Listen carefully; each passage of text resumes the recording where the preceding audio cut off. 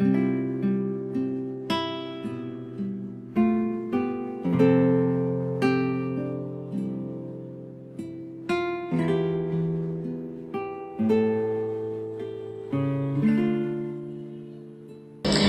kapatid, atin pong pakinggan ang mabuting balita ng Panginoon ayon kay San Mateo.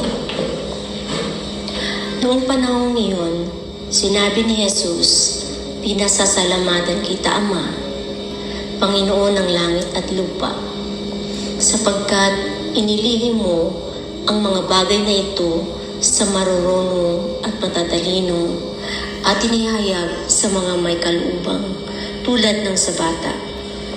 Oo, Ama, sapagkat gayon ang ikinalulugod mo. Binigay sa akin ng aking Ama ang lahat ng bagay. Walang nakakilala sa anak kundi ang Ama, at walang nakakilala sa Ama kundi ang anak, at yaong marapating pagpahayagan ng anak." Ang mabuting balita ng Panginoon. Pinupuri ka namin, Panginoong Hesukristo.